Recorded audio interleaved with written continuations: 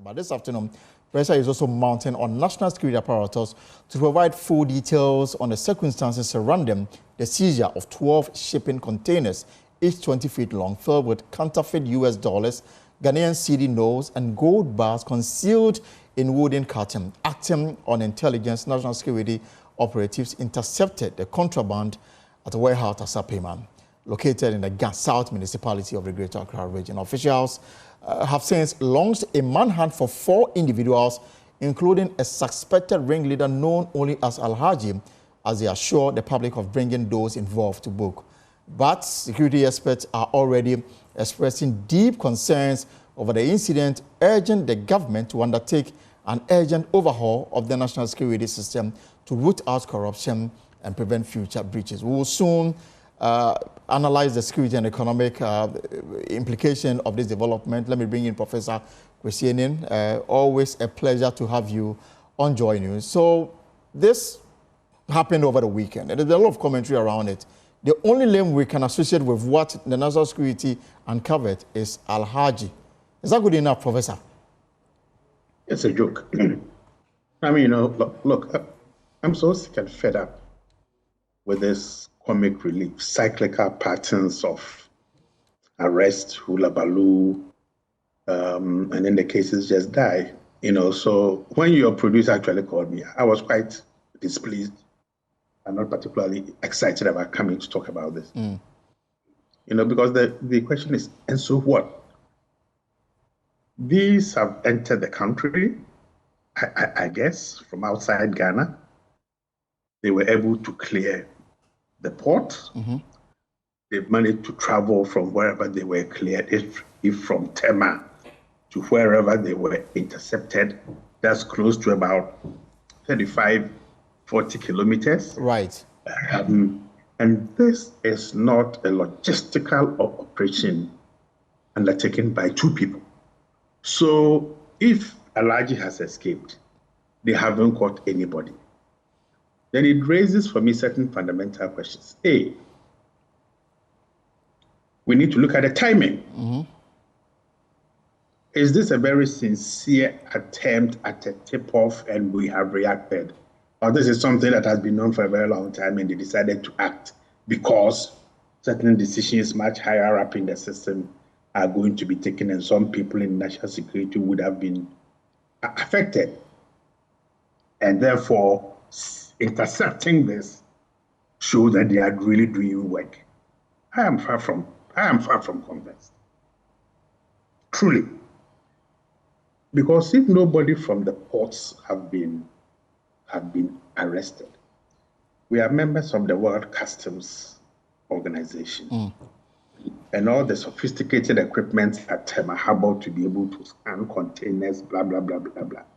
So if they all came through, then we have some very tough questions to answer. And I think Manasseh several years ago, I think, did some work or has done some work on the ports before. So we really don't seem to be moving forward very fast. Absolutely. Gold, I mean, gold coming into Ghana, gold bars coming into Ghana, it raises some very fundamental questions. Artisanal gold miners alone produce around about 8 tons of gold, of which we have only control or access to about 1.5. The remaining 6.5 leaked out of Ghana by Burkinabes, Chinese, Indians, Turks, Albanians, and all those people. So, look, the national security guys have a lot of explanation to do. And certainly the new guys, Mr. Razak, Prosper Bani, Kofi Boacheko, have their jobs cut out for them. There is something sinister and very insidious going on. But Prof, the thing is, I mean, apart from the video, they made it available to various media houses to play, to show an agency that is working. There's not been any further development as to the identities of these individuals, especially those who are on the run. If you are asking for public support to identify them, who are these individuals? What are their pictures so that the public can come along with you in bringing this to a finality? Secondly, the content of the container was only reviewed at Sapema. Meanwhile, it ran through all the scanners at Tema Harbor all the way to Sapema. And are they telling us nobody did its work to the point of examining every, every piece of content that was in the container, except when it docked at Tapiman? Look, and therein lies my argument. Manasseh just seems exhausted about all this. He tells the whole story. Look, they've come through an international port. A member of the World Customs Organization has got all these scanners, blah, blah, blah. And if they haven't been able to arrest those who did the scanning and the clearance at Taba, and there's national security at Taba port anyway, okay, then it raises fundamental. And therein lies my assessment that probably this is just the tip of the iceberg. This is just supposed to divert attention. Post this, how many other containers have come in? I think Mr. Razak, Kofi Boakye, and Prosper Bani have their jobs cut out for them. And I'm hoping, just as we did with the Overhaul, the president will give them a time frame to bring a report. We need to see some people punished for this and jobs lost. This is just, from where I sit, it's a real joke. And then this does not give please go confidence that we have functional institutions. No way. They say that 2 more containers they cannot account for, meaning that whatever is in that container either is already in the system or they're taking it elsewhere. Now, I mean, for me as a layman with maybe no serious background in security, should I accept the explanation that perhaps they are still trying to identify the individuals? Look, people should be hauled before whatever appropriate institution to answer questions. How do we know there are not 10 extra containers? How do we know there are not 20 extra containers? Because if they know 2 containers are lost, then how come they've only given us the name of 1 man who has run away and not those who cleared the containers from the port? Look, I think this is becoming increasingly speculative, but someone somewhere should be feeling pretty uncomfortable now, because there are more questions than answers. And the more you provide basic information that they themselves have provided, the more it creates a sense of, unease and disquiet that all is not well with our national security. Far from it. Prof, do you think perhaps they should speak to the nation, maybe the Interior Minister or the National Security Coordinator? They should address a news conference and put all the facts out. Let us understand really what is going on, rather than this, not so complete information that they are putting out there. I mean, normally when these intelligence cases are unraveling, you would rather not want to put too much information in the public domain. But this increasingly is beginning to look like a comedy of errors that is making people feel very insecure, unconvinced, and that some people somewhere are not doing their job and doing it well. So probably it might be useful to reassure the people of this country that just as Overhaul and Opal are taking off, I don't know the acronym that we will give for a very effective national security performance. Probably Manasseh will help us. But it cannot be business as usual. Right. Apart from it. And I asked that question because this is not the first time we are witnessing this. I mean, the last time the national security was involved in such an operation, they uncovered arms that had come into the country. That was the last we heard of this matter. But one of the good things about a vibrant media, national institutions being forced to discuss critical national issues that may pose a threat is that we also need to be able to follow through the extent to which the cases are dealt with. Right. What punishments have been meted out. not for entertainment purposes, but hopefully to serve in preventing others from getting involved. Look, what we are seeing here, and therein lies my disgust with those who are handling this case, is that we know that even in Sierra Leone, one of the most wanted narcotics criminals have gotten very close to the president of Sierra Leone. Okay? I think married into his family.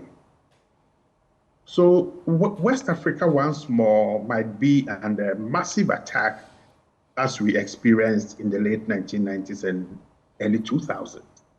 You know, and the fidgety manner and in which information is being given in bits and pieces and not being very clear, I find it extremely disturbing and totally unacceptable.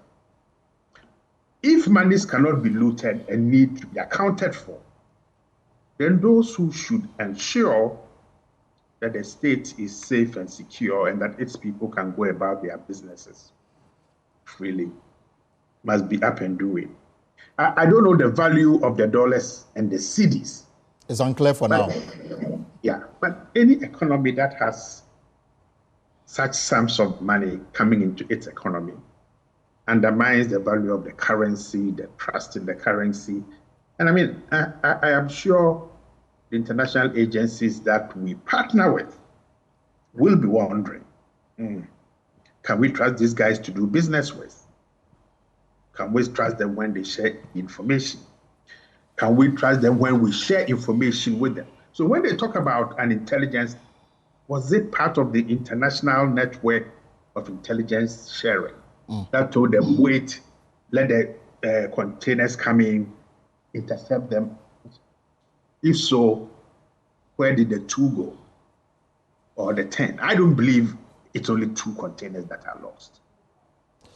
Thank you so much, Prof. Thank you so much, Professor Kwesi. Thank you so much for your time this afternoon. And of course, the National Security is looking for an individual with the name Alhaji, said to be the man behind the importation of the goods that they seized over the weekend. Let me bring in Manasseh Azuri and, of course, Professor John Gache to look at the economic implications of this. But Manasseh, first 2 things, perhaps you will take time to respond to me. Your article on the clearing matter and, of course, what national security is telling us. They are looking for an Alhaji behind the importation of these, what they describe as counterfeit money, gold bars, and other things.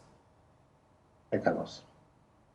Well, for my article, I believe that if there is to be a fight against corruption, and if that fight will succeed, it shouldn't only be targeted at members of the previous administration.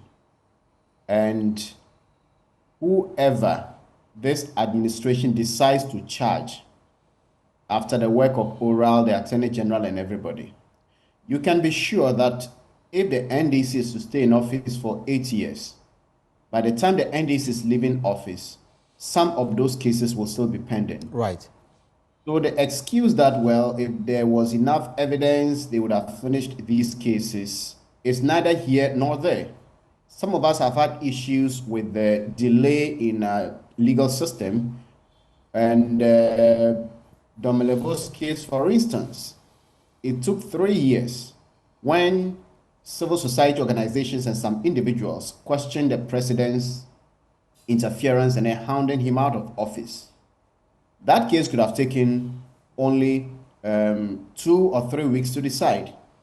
We also know that when President Mahama was leaving office, the prosecution of Abuga Pele and Philippa Sibit, which started in 2013, it started from the 2013 JIRA investigations I did at Joy FM. Right. That case hadn't ended.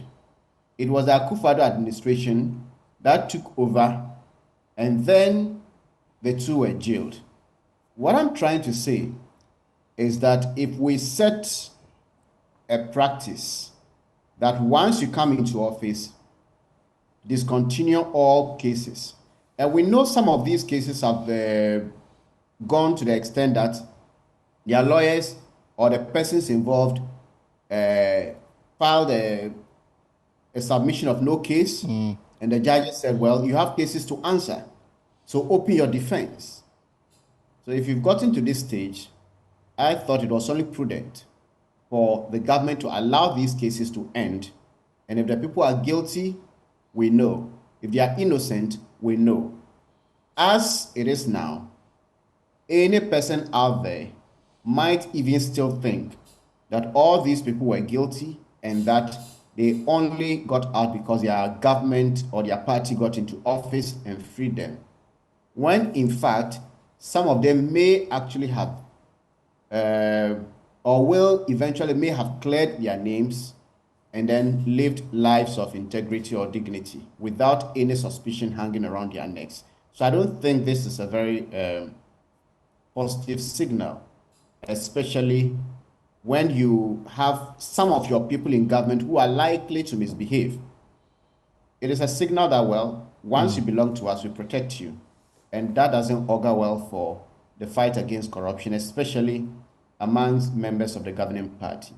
And then briefly on this national security discovery.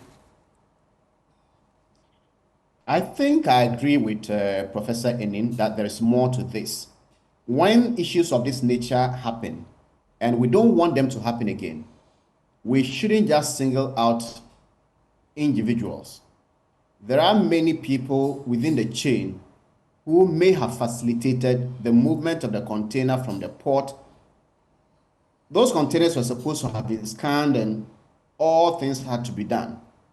So for it to move, we get cleared and get all the way to this location meant that some people facilitated it. Right. And if we held them responsible and accountable, others would sit up and then not repeat that. Right, thank you very much, Manasseh Awini Azuri, my colleague there, sharing his thoughts on this one. Let me bring in Professor John Kachi for a very brief chat on this one. So, Prof, I mean, imagine this money. We don't even know whether all of it is fake or some are genuine and others fake or counterfeit. The gold bar is also unclear. Imagine this money in the economy of the country. To what extent would it have an impact on the way the economy is managed?